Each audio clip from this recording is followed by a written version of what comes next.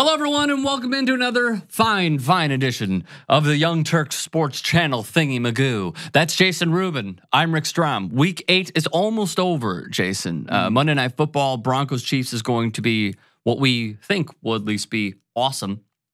However, we do this every single damn Monday after the bevy of Sunday fixtures, and it is Turks and Jerks of the weekend. If you could start with, let's go on the lower side, your jerk of the weekend. Who is your pick for week number 8? And by the way, we got into your tweet. We're getting to your tweets as well. We're going to start doing this every Sunday. So after Jason goes, we'll read yours, get to mine, so on and so forth. Your jerk after week 8, sir. Fantastic. Raiders screen passes.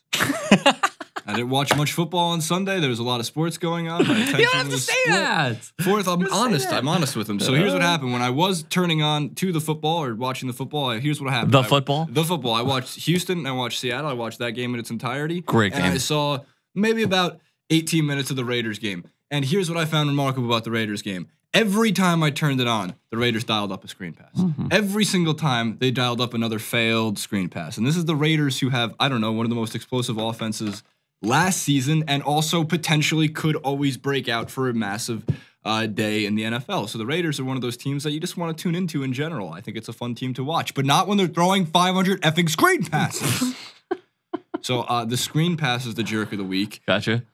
It's not fun unless it's a flea flicker or it's like a screen pass leading to a touchdown or something like that, or a screen pass leading to a thrown touchdown by a wide receiver. So here's the deal. If I'm a coach going forward, I have one screen pass per game, and then one screen pass that turns into a throw downfield from a wide receiver to another wide receiver. That's it. Can the screen pass. Understood. What do the people think? Yeah, I was trying to pull this up. I agree with you. I was watching. Like here's my setup. I watch Red Zone, and then I also have my respective team on, so I could see a little bit of everything, and then also as it pertains to my team, and I'll get into that game, which was the Chicago Bears New Orleans Saints game in a second. Nice. The Turks of the weekend, Liam at GIF_Trigger. Pop Trigger has some competition. I was going to say. Turks. It's funny how he said Turks, but he put one person. It is DeShaun Watson. That's a good choice. Rightfully so. Incredible game. And then, contrarian to that, Aaron Emoto at, this is a good Twitter handle too, Emotojis. It's pretty good too. Like, really good. Really good. I like that. He says, Russell Wilson is the Turk. You can't really go wrong with either quarterback in that game. There's one more here. Charles, whose username is just his last name _Charles. So in the power rankings of Turks and Jerks, he's last for Twitter handles. He said, you already know my answer for Turk. Jerk has to be the Chargers special team. Who's his Turk? What's his answer? I don't think we know. I don't think we know. We don't know your answer. We don't Unless know. he was the one who sent me the Turk is the Giants for not being able to lose this week. That could have been. Oh, that was great. Yeah, that was great. We'll put that one up as well. Fair enough. Rick, we're starting your jerk. Yes, my jerk of the weekend is Mark Ingram because he tried to give away the New Orleans Saints game against the Chicago Bears. He was benched last year for fumbles, and yet, what do you know? Butterfingers came into his life once again. Of course, not the candy bar that Bart Simpson loves, but his actual literal fingers. What he needs to do is watch Little Giants and pretend like the football is toilet paper. And maybe that'll help soften his hands. Because in this game, he tried throwing away what was a surefire win, not once, but twice in the fourth quarter. So with about 7 and change left, under 7:30, they're up by 10 points. And they give it to Mark Ingram. He fumbles. Excuse me, it was 17-6, so it was 11 points. Fourth quarter, late in the game, fumbles. Tariq Cohen, 1-yard touchdown. Bears missed the 2-point attempt. Kendall Wright was out of the end zone when he scored what looked like a 2-point conversion. So then the next possession, a few possessions later, with about $1:46 left, Mark Ingram fumbles again. And now you're thinking, like, there is no way in hell that he's going to see the field if the Bears tie this game, if they go up, yada, yada. So Mark Ingram had this to say afterwards. How do you personally recover from that, right? So you're saying here that you're obviously not happy with the way you perform. So how do you get through that?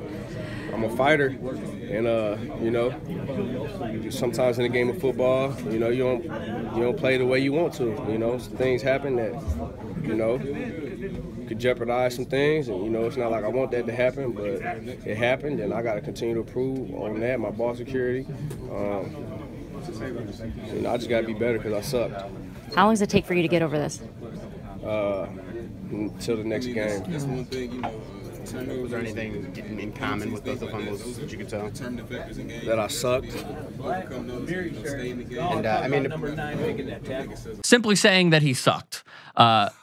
Sean Payton, not necessarily easy on him, but he said, look, Ingram came to me and said, yeah, he sucked. So Ingram is my jerk of the weekend for nearly throwing away a game against a really not that good, but could be good in a few years Bears team. Fair. Your Turk of the weekend. Will be good in a few years, Bears team. Not a team. given. They're overachieving this year Not based a on given. the fact you were right about Mitch Trubisky. That's 100%. Turks. Was I? Earl Thomas. Yeah, you said you should have played him. I said that they shouldn't have played him all season. You were right. Oh, yeah. I did say that. Earl Thomas is the my Turk of the week. Earl Thomas, who some people might not know this, Earl Thomas did not know how good he was. Look him. Right. So Mac Brown, actually one of the people I was going to bring up, I believe is now an ESPN analyst, but was his coach over at Texas. Just fun story about Earl Thomas. Earl Thomas was so distraught after Hurricane Rita that he had to leave Texas because he loved playing for Mac Brown so much. Mac Brown turned and told him pretty much in the locker room. They understood what he had to do. Of course, for the money wise, he needed the money to help his family. Yeah. He still went 14th overall, which actually makes me believe that if he stayed another year in college, he probably would have been a number 1 or number 2 overall pick. I was going to say top 3. That's how unbelievable he was. Every coach, Earl Thomas might be the best defensive back of the last 10 years, I guess. Earl Thomas? Yes, he might be. Because that's just based off of what I don't know about that. I would say again, safeties, maybe defensive backs as the entire secondary. My point being is the coaches when they talk about him. So obviously Mac Brown was his coach, but and of course Pete Carroll has a biased view. But Ron Rivera says he's never seen someone like Thomas play like this before. His downhill speed, his ability to. It's one thing when you're a shutdown corner and you're able to take a wide receiver out of the game. When they talk about Earl Thomas, they talk about one is downhill speed. They also talk about his ability to be a ball hawk and a tackler. So he's somebody who's able to hit you in the open field, and he's able to pick balls out of the sky, and he's able to do. So he's everything that the best best cornerback can do, he can do, and everything the best safety can do, he can do. So like the Ed Reeds of the world, right, are pretty much like the company that he's in. So I'm not saying I don't know if he's the best defensive back. I just think that he is definitely one of them. He's one of them. The last 10, 15 years, and just the coach's praise for this guy who had another pick 6 in this game for 77 yards before obviously he hurt his hamstring a little bit. He's been banged up. He was trying to catch DeAndre Hopkins late in the game, and he injured his hamstring. And right when I saw it, I was like, oh, fuck, not Earl Thomas. Yeah, they said it wasn't that bad. He said that it was. He said it's fine. It's because my other hamstring is the bad one. Turk of the week, Earl Thomas. All right, well done. Real quick, not saying that this is you, but I'm saying that this could be for a lot of people. I think there's an aesthetically pleasing thing about Earl Thomas that he's undersized and hits really, really hard. Yeah, 210. So yeah. I personally, I'd rather have Charles Woodson for your 10 years example, but Earl Thomas is definitely in there. When did Woodson retire? He retired. Was it last year with the Raiders? It was like 2 or 3 years ago. It was 2 years ago with the Oakland Raiders. So that's why I say 10 years, because the Woodson comparison. Woodson was better in his first 10 years. Actually, he got smarter as he got older, but still, he's one of the best. He's maybe the best ever. My Turks of the weekend are the Houston Texans for showing what they can do in unison when their owner, Bob McNair, compared black players in the NFL to not allowing inmates, as in the black players, to run the prison. Off-putting. I think he should lose ownership of his team.